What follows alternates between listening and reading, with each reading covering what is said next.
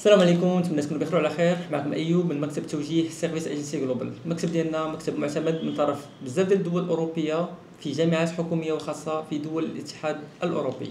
معنا طالب هيثم الحمد لله خدا قبول جامعي من طرف جامعه في ليتوانيا، وكذلك اليوم حصل على الاقامه.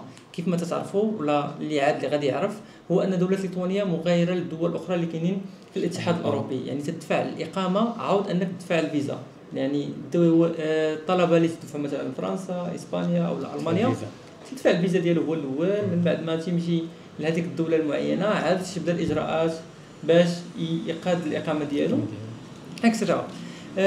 بغيناك تعرف لينا على راسك، مجدين لك بعض الاسئله اللي تيسولونا الطلبه. مرحبا. ما كرهناك تجاوبنا وتشاركنا التجربه الحقيقيه مع المكتب ديال سيرفيس ايجنسي جلوبال.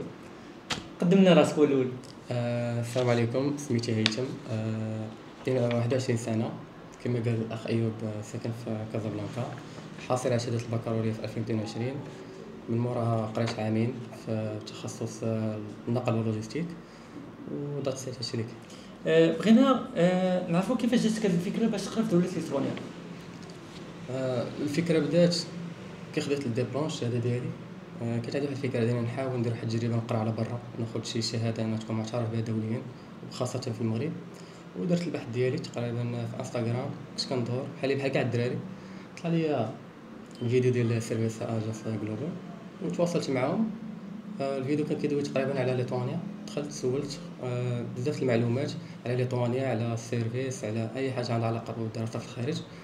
والحمد لله راني دابا كي كتشوفوا جالس مع الاخ هو خد الار بي ديالي، فهذا الشيء اللي كاين. وعلاش اختاريتي مثلا ليتوانيا ماشي الاسبان ماشي فرنسا؟ ليتوانيا دولة أول حاجة معترف بها في الاتحاد الأوروبي، دولة كطالب أنني قادر نوفر الحاجة ديالي تما، يعني دولة يعني مناسبة للطلاب، ومن ناحية المعيشة بزاف الأمور. فكانت هي أحسن وجهة ليا كأول مرة ولا أول مرة غندي نقرا خارج البلاد، فقلت هي الخيار أفضل.